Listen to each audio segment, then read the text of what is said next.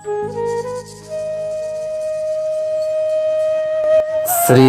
भागवत गीता अध्याय 11वां विश्व स्वरूप दर्शन योग। 10वें अध्याय के 7वें श्लोक तक भगवान श्री कृष्ण ने अपनी विभूति, योग शक्ति तथा उसे जानने के महात्म्य का संक्षेप में वर्णन किया है। फिर 11वें श्लोक तक भक्ति योग तथा उसका फल बताया। इस विषय पर श्लोक 12 से 18 तक अर्जुन ने भगवान की स्तुति करके दिव्य विभूतियों का तथा योग शक्ति का विस्तृत वर्णन करने के लिए प्रार्थना की है। इसलिए भगवान श्री कृष्ण का विस्तृत वर्णन करने के लिए प्रार्थना की है। इसलिए भगवान श्री कृष्ण ने 40वें श्लोक तक अपनी विभूतियों का वर्णन समाप्त करके आखिर में योग शक्ति का प्रभाव बताया और समस्त ब्रह्मांड को अपने एक अंश से धारण किया हुआ बताकर अध्याय समाप्त किया। यह सुनकर अर्जुन के मन में उस महान स्वरूप को प्रत्यक्ष देखने की इच्छा हुई। इस 11वें अध्याय के आरंभ में पहले 4 श्लोक में भगवान की तथा उनके उपदेश की बहुत प्रशंसा करते हुए अर्जुन अपने को विश्व स्वरूप का दर्शन कराने के लिए भगवान श्री कृष्ण से प्रार्थना करते हैं। अर्जुन ने कहा, मुझ पर कृपा करने के लिए आपने जो परम गोपनीय आध्यात्मिक विषयक ज्ञान दिया है, उस उपदेश से मेरा यह मोह दूर हो गया है। हे कमल नयन, मैंने आपसे समस्त सृष्टि की उत्पत्ति तथा प्रलय और आपकी अविनाशी महिमा का भी वर्णन विस्तार से सुना है। हे परमेश्वर, इस प्रकार यह जैसा आपके द्वारा वर्णित आपका वास्तविक रूप है, मैं वैसा ही देख रहा हूँ। किंतु हे पुरुषोत्तम, मैं आपके ऐश्वर्य युक्त रूप को मैं प्रत्यक्ष दर्शन करना चाहता हूँ। हे प्रभु, यदि आप उचित मानते हैं कि मैं आपके उस रूप को देखने में समर्थ हूँ, तब हे योगेश्वर, आप कृपा करके मुझे अपने उस अविनाशी विश्व रूप में दर्शन दीजिए। श्री भगवान ने कहा, हे पार्थ, अब तू मेरे सैकड़ों हजारों अनेक प्रकार के अलौकिक रूपों को और अनेक प्रकार के रंगों वाली आकृतियों को भी देख। हे भारत श्रेष्ठ अर्जुन, तू मुझ में अदिति के 12 पुत्रों को, 8 वासुओं को, 11 रुद्रों को, दोनों अश्वनी कुमारों को, 49 मरुत गणों को और इसके पहले कभी किसी के द्वारा न देखे हुए उन अनेकों आश्चर्यजनक रूपों को भी देख। हे अर्जुन, तू मेरे इस शरीर में एक स्थान में चर अचर सृष्टि सहित संपूर्ण ब्रह्मांड को देख और अन्य कुछ भी तू देखना चाहता है उन्हें भी देख। किंतु तू अपनी इन आँखों की दृष्टि से मेरे इस रूप को देखने में निश्चित रूप से समर्थ नहीं है। इसलिए मैं तुझे अलौकिक दृष्टि देता हूँ, जिससे तू मेरी इस ईश्वरीय योग शक्ति को देख। संजय ने कहा, हे राजन, इस प्रकार कहकर परम शक्तिशाली योगी भगवान श्री कृष्ण ने अर्जुन को अपना परम ऐश्वर्य युक्त अलौकिक विश्व रूप दिखलाया।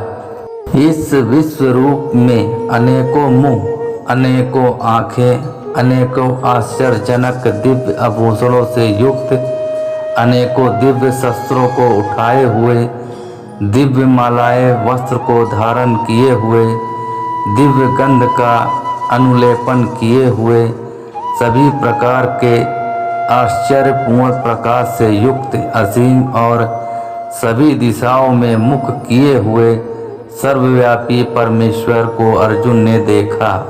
यदि आकाश में 1000 सूर्य एक साथ उदय हो तो उनसे उत्पन्न होने वाला वह प्रकाश भी उस सर्वव्यापी परमेश्वर के प्रकाश की शायद ही समानता कर सके।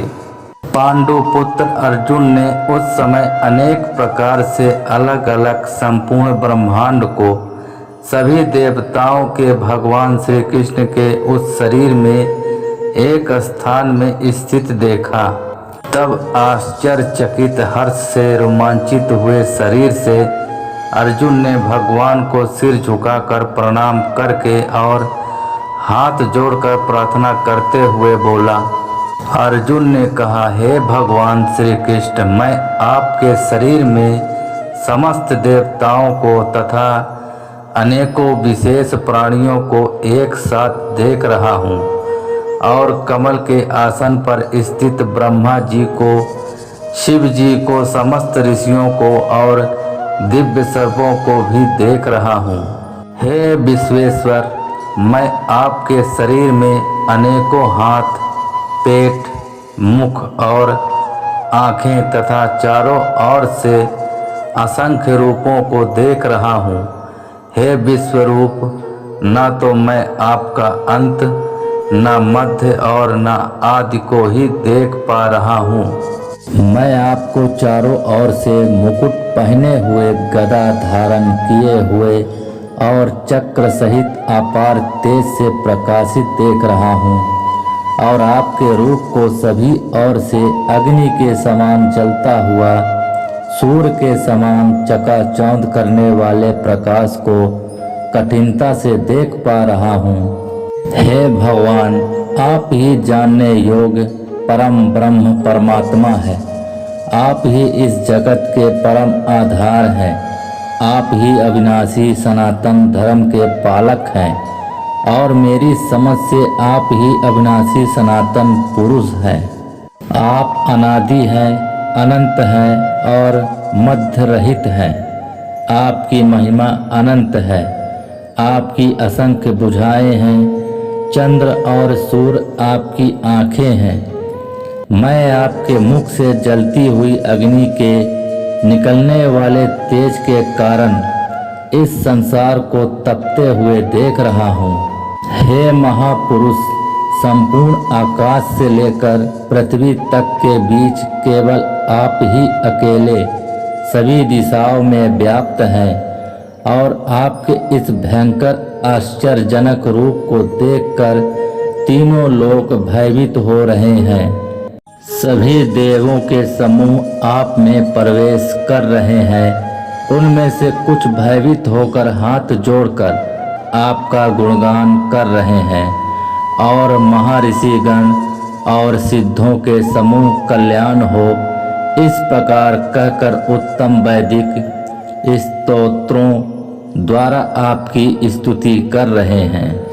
शिव के सभी रूप, सभी आदित्य गण, सभी वसु, सभी साध्यगण, संपूर्ण विश्व के देवता, दोनों अश्वनी कुमार तथा समस्त मरुतगण और पितरों का समूह, सभी गंधर्व, सभी यक्ष, समस्त राक्षस और सिद्धों के समूह वह सभी आश्चर्यचकित होकर आपको देख रहे हैं।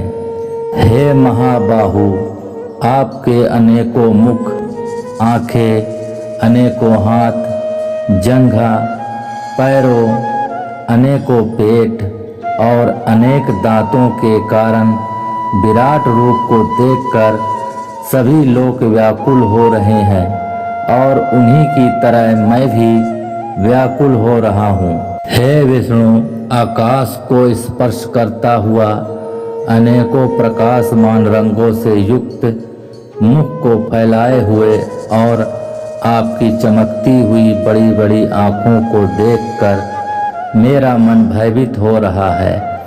मैं ना तो धैर्य धारण कर पा रहा हूँ और ना ही शांति को प्राप्त कर पा रहा हूँ। इस प्रकार दांतों के कारण विकराल और प्रलयंकारी की अग्नि के समान आपके मुखों को देखकर मैं आपकी न तो कोई दिशा को जान पा रहा हूँ और न ही सुख पा रहा हूँ। इसलिए हे देवेश, हे जगनिवास, आप मुझ पर प्रसन्न हो।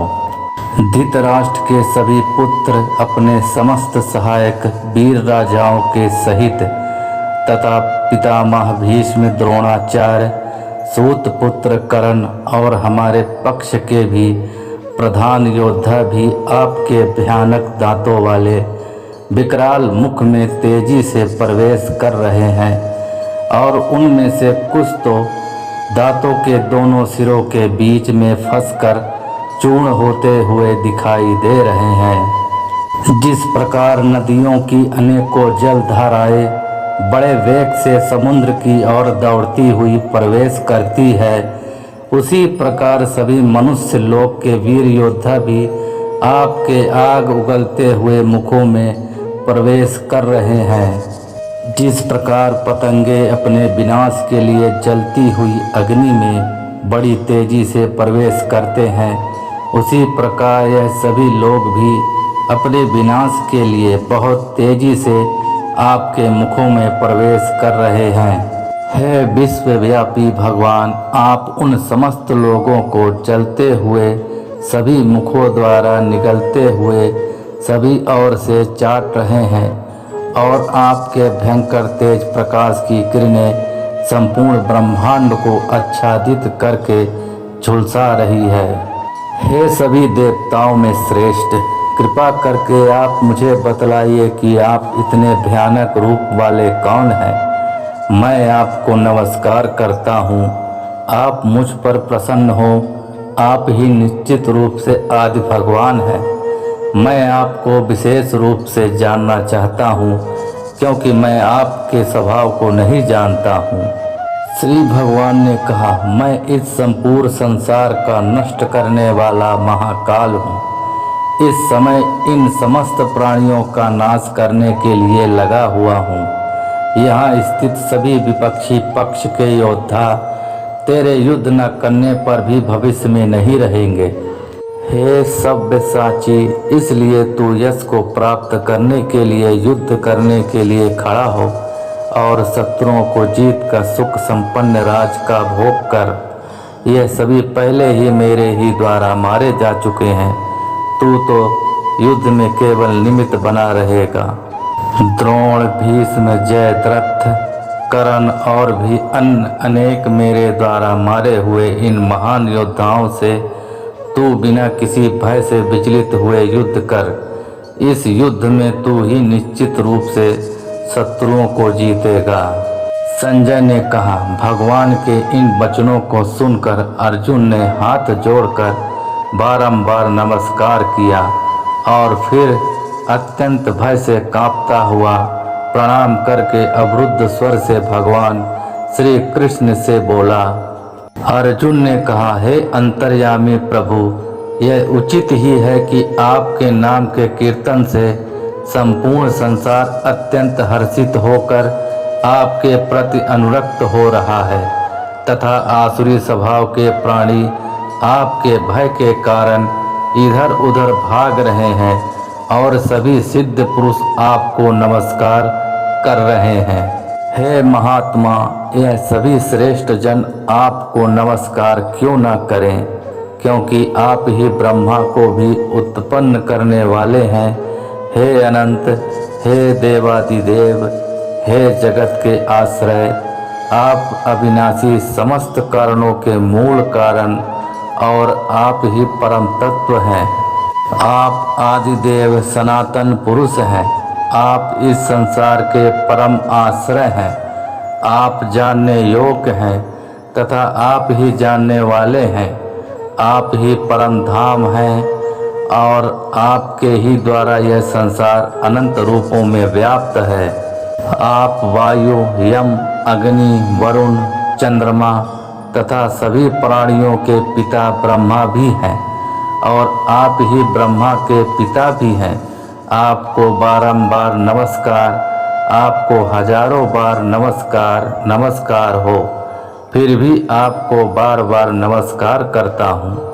हे असीम शक्तिमान, मैं आपको आगे से, पीछे से और सभी ओर से ही नमस्कार करता हूँ।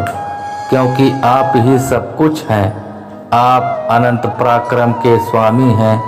आप ही से समस्त संसार व्याप्त है, अतः आप ही सब कुछ हैं।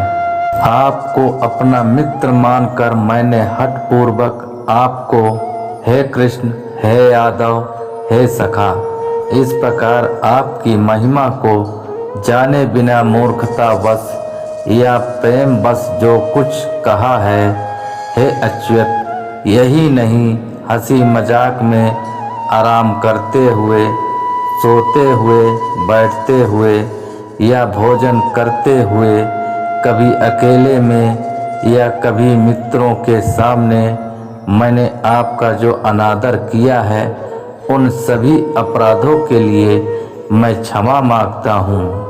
आप इस चल और अचल जगत के पिता और आप ही इस जगत में पूजनीय आध्यात्मिक गुरु हैं।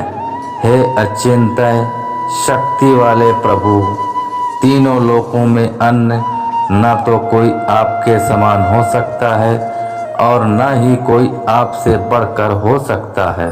अतः मैं समस्त जीवों के पूजनीय भगवान के चरणों में गिरकर साष्टांग प्रणाम करके आपकी कृपा के लिए प्रार्थना करता हूँ। हे मेरे प्रभु, जिस प्रकार पिता अपने पुत्र के अपराधों को, मित्र अपने मित्र के अपराधों को और प्रेमी अपने प्रिया के अपराधों को सहन कर लेता है, उसी प्रकार आप मेरे अपराधों को सहन करने की कृपा करें। पहले कभी न देखे गए आपके इस रूप को देखकर मैं हर्षित हो रहा हूँ और साथ ही मेरा मन भय के कारण विचलित भी हो रहा है। इसलिए हे देवताओं के स्वामी, हे जगत के आश्रय, आप मुझ पर प्रसन्न होकर अपने पुरुषोत्तम रूप को मुझे दिखलाइए। हे हजारों भुजाओं वाले विराट स्वरूप भगवान, मैं आपके मुकुट धारण किए हुए और हाथों में शंख चक्र गदा और पद्म लिए रूप का दर्शन करना चाहता हूँ। कृपया करके आप चतुर्भुज रूप में प्रकट हो। श्री भगवान ने कहा, हे अर्जुन, मैंने प्रसन्न होकर अपनी अतरंगा शक्ति के प्रभाव से तुझे अपना दिव्य विश्व स्वरूप दिखाया है। मेरे इस तजोमय अनंत विश्व स्वरूप को तेरे अतिरिक्त अन्य किसी के द्वारा पहले कभी नहीं देखा गया है। हे कुरुश्रेष्ठ, मेरे इस विश्व स्वरूप को मनुष्य लोक में न तो यज्ञों के द्वारा, न वेदों के अध्ययन द्वारा, न दान के द्वारा, न पुण्य कर्मों के द्वारा और न कठिन तपस्या द्वारा ही देखा जाना संभव है। मेरे इस विश्व स्वरूप को तेरे अतिरिक्त अन्य किसी के द्वारा पहले कभी नहीं देखा गया है। हे मेरे परम भक्त, तू मेरे इस विकराल रूप को देखकर न तो अधिक विचलित हो और न ही मोहग्रस्त हो। अब तू पुनः सभी चिंताओं से मुक्त होकर प्रसन्न चित्त से मेरे इस चतुर्भुज रूप को देख। संजय ने कहा, वासुदेव भगवान श्री कृष्ण ने अर्जुन से इस प्रकार कहने के बाद अपना विष्णु स्वरूप चतुर्भुज रूप को प्रकट किया और फिर दो भुजाओं वाले मनुष्य स्वरूप को प्रदर्शित करके भयभीत अर्जुन को धैर्य बधाया। अर्जुन ने कहा, हे जनार्दन, आपके इस अत्यंत सुंदर मनुष्य रूप को देखकर अब मैं स्थिर चित्त हो गया हूँ और अपनी स्वाभाविक स्थिति को प्राप्त हो गया हूँ। श्री भगवान ने कहा, मेरा जो चतुर्भुज रूप तुमने देखा है उसे देख पाना अत्यंत दुर्लभ है। देवता भी इस शाश्वत रूप के दर्शन की आकांक्षा करते रहते हैं। मेरे इस चतुर्भुज रूप को, जिसको तेरे द्वारा देखा गया है, इस रूप को न वेदों के अध्ययन से, न तपस्या से, न दान से और न यज्ञ से ही देखा जाना संभव है। हे परंतप, अर्जुन, केवल अनन्य भक्ति के द्वारा ही मेरा साक्षात दर्शन किया जा सकता है, वास्तविक स्वरूप को जाना जा सकता है और इस विधि से मुझ में प्रवेश भी पाया जा सकता है। हे पांडुपुत्र, जो मनुष्य केवल मेरी शरण होकर मेरे ही लिए संपूर्ण कर्तव्य कर्मों को करता है, मेरी भक्ति में स्थित रहता है, सभी कामनाओं से मुक्त रहता है और समस्त प्राणियों से मैत्री भाव रखता है, वह मनुष्य निश्चित रूप से मुझे ही प्राप्त करता है। इस प्रकार उपनिषद, ब्रह्म विद्या तथा योग शास्त्र रूप श्रीमद् भागवत गीता के श्री कृष्ण अर्जुन संवाद में विश्व रूप दर्शन योग नाम का 11वां अध्याय संपूर्ण हुआ।